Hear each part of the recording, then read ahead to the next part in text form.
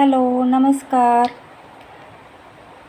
मी सौ प्रतिभा पाणेकर आणि आज आपल्याकडे बनतोय गोडा मसाला, फ्रेश ताजा गोडा मसाला. आणि त्यासाठी लागणारे हे मसाले आहेत काही. तिकडे धने, खोबर, तीळ वगैरे भाजून ठेवलेलं आहे आणि हे मसाले पाहू शकता. आणि हा आहे दगडफूल. मंद आचेवर किंचित तेलावर परतून घ्यायचं.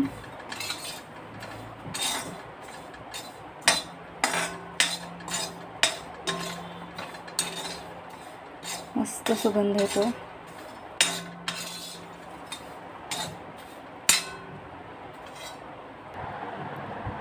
आणि हे आहेत आपले धणे, जे मस्त आपण खरपूस छान भाजून घेतलेले आहेत, पाहू शकता.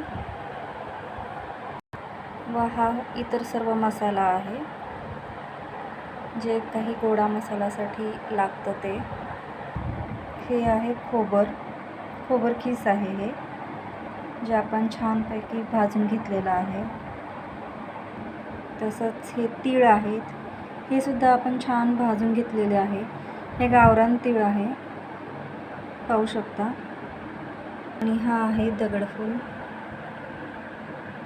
हे सर्व आपल्या गोडा मसाल्यामध्ये जाणार आहे. आणि आता हा आपला गोडा मसाला तयार आहे, पाहू शकता.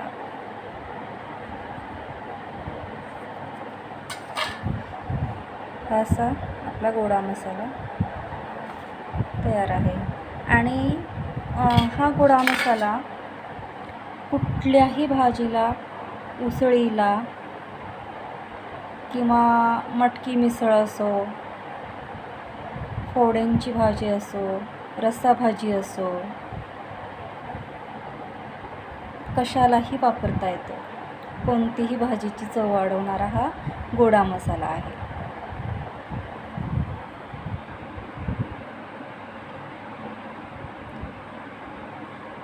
तर मग